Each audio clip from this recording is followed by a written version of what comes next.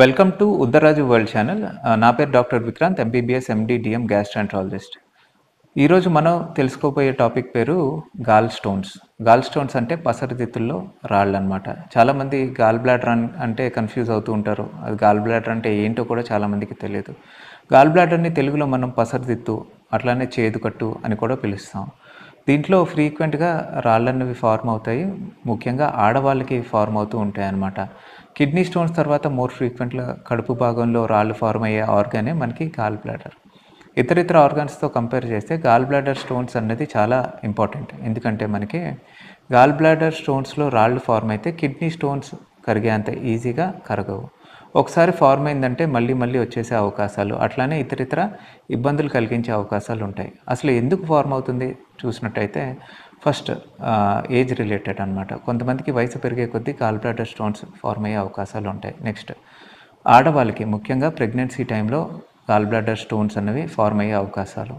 Third thing వచ్చి లిథోజెనిక్ bile.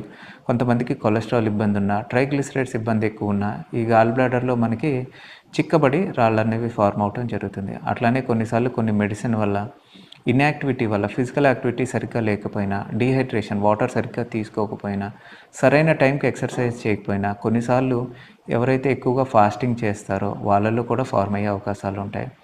ముఖ్యంగా గుర్తుపెట్టుకోవాల్సింది ఏంటంటే, నాన్ వెజ్ తిన్న అందరికీ గాల్ బ్లాడర్ స్టోన్స్ ఫార్మ్ అవ్వవు. ముఖ్యంగా రెడ్ మీట్ తిన్న వాళ్ళకి, లేదంటే ఎక్కువ కొలెస్ట్రాల్ ఆహారాలు తిన్న వాళ్ళకి వాళ్ళ బైల్ అనేది అంటే చేదు అనేది చిక్కపడిపోయి గాల్ బ్లాడర్ స్టోన్స్ ఫార్మ్ అయ్యే అవకాశాలు ఉంటాయి. నెక్స్ట్, ఫిజికల్ యాక్టివిటీ ఎవరైతే సరిగ్గా చేయరో, సరైన మొబిలైజేషన్ ఉండదో, టైంకి ఫుడ్ తీసుకోరో వాళ్ళలో కూడా స్టోన్స్ అనేది ఎక్కువగా ఫార్మ్ అవుతూ ఉంటాయి.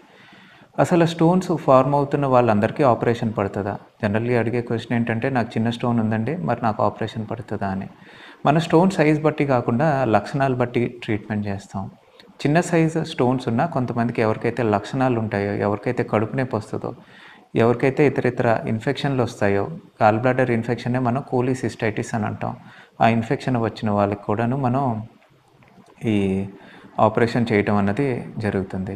కాకపోతే గుర్తుపెట్టుకోవాల్సింది ఏంటంటే, చాలామంది చిన్న స్టోన్స్ ఉన్నాయి కదా, మనకు ఆపరేషన్ అవసరం పడదంటారు. చిన్న స్టోన్స్లో కొన్నిసార్లు రిస్క్ ఏంటంటే, గాల్ బ్లాడర్ నుంచి కామన్ పైల్ డక్ట్ అంటే చేదు కట్టు నుంచి చేదు పేగుకి జారే అవకాశాలు ఉంటాయి.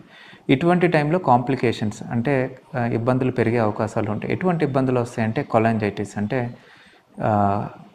చేదుకట్టు యొక్క ఇన్ఫెక్షన్, అట్లానే ప్యాన్క్రియాటైటిస్ అంటే జీర్ణపేగు యొక్క ఇన్ఫెక్షన్, అలానే జాండీస్ పచ్చకామెర్లు రావటం, ఇవన్నీ ఇబ్బందులు వచ్చే అవకాశాలు ఉంటాయి. సో గాల్ బ్లాడర్ స్టోన్స్ అన్నవి అశ్రద్ధ చేయవలసిన ఇబ్బంది కాదండి. కంపల్సరీ ఎక్స్పర్ట్ ఒపీనియన్ కంపల్సరీ తీసుకోవాలి. స్టోన్ సైజ్ చిన్నగా ఉన్నా సరే కొన్నిసార్లు ఇబ్బంది వచ్చే అవకాశాలు ఉంటాయి. కాబట్టి చిన్న సైజు స్టోన్స్ ఉన్నా సరే అశ్రద్ధ చేయకుండా కంపల్సరీ విజిట్ చేయాలి. అండ్ అవసరం ఉన్న వాళ్ళకి, ముఖ్యంగా సిమ్టమ్స్ ఉన్న వాళ్ళకి, లక్షణాలు ఉన్న వాళ్ళకి, ఇన్ఫెక్షన్ ఉన్న వాళ్ళకి, కొన్నిసార్లు కామెర్లు ఉన్న వాళ్ళకి దానికి సరిపడా లాప్రోస్కోపీతో కానీ ఓపెన్ ప్రొసీజర్తో కానీ ఆపరేషన్ చేయటం అన్నది జరుగుతుంది. ఈ మధ్య అడ్వాన్స్డ్ టెక్నిక్స్ ద్వారా మనం లాప్రోస్కోపీతోనే ఈ గాల్ బ్లాడర్ రిమూవ్ చేయటం అన్నది చేస్తున్నాం. లాప్రోస్కోపీ ద్వారా అంటే మన కోత లేకుండా చిన్న కన్నం పెట్టి 3 కన్నాలు పెడతాం అనమాట. బొడ్డు భాగంలో, అట్లానే కడుపు పై భాగంలో, కుడివైపు భాగంలో 3 కన్నాలు పెట్టి ఆ కన్నాల ద్వారా ఆపరేషన్ని చేసి గాల్ బ్లాడర్ అనేది రిమూవ్ చేయడం జరుగుతుంది. ఈ ప్రొసీజర్కి అంతా కూడా ఒక 40-45 మినిట్స్ టైం పడుతుందండి. చాలా సింపుల్ ప్రొసీజర్ అండ్ చాలా సేఫ్గా చేసుకోవచ్చు.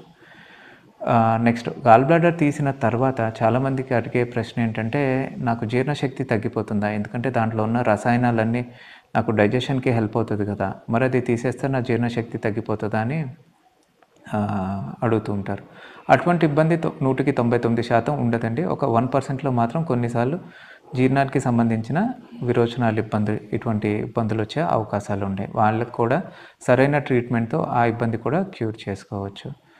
సో మీ గాల్ బ్లాడర్ సరిగ్గా ఉండాలంటే, సరిగ్గా పనిచేయాలంటే మీరు పాటించవలసిన సూచనలు టైంకి ఫుడ్ తీసుకోవటం, ఎక్కువసేపు ఉపవాసాలు చేయకపోవటం అంటే ఫాస్టింగ్ మరీ ఎక్కువసేపు చేస్తే గాల్ బ్లాడర్లో స్టోన్స్ ఫార్మ్ అవుతాయి. లిథోజెనిక్ బైల్ని ఇది చేయడానికి కొలెస్ట్రాల్, అట్లానే fried items, fast food items, processed foods, ఎక్కువ షుగరీ కంటెంట్ ఉన్న ఫుడ్స్ని అవాయిడ్ చేయాలి. ఫిజికల్లీ యాక్టివ్గా ఉండాలి. డీహైడ్రేషన్ ప్రివెంట్ చేసుకోవాలి. రోజుకి కనీసం 4 లీటర్ల వాటర్ తీసుకోవాలి. అట్లానే at least daily 40 minutes to 1 hour aerobic exercise, ముఖ్యంగా వాకింగ్, సైక్లింగ్, జాగింగ్ ఇటువంటి ఎక్సర్సైజ్ చేస్తే బెటర్. మీ హెల్త్ రిలేటెడ్ అట్లానే liver, gall bladder related issues ఉంటే కంపల్సరీ మన మిత్రం మెడికేర్ హాస్పిటల్ని విజిట్ చేయండి. భీమవరం పెద్దమేరంలో మన హాస్పిటల్ ఉంది. కాంటాక్ట్ డీటెయిల్స్ అన్నీ కూడాను ఇప్పుడు ఛానల్లో షేర్ చేస్తారు. Thank you for watching.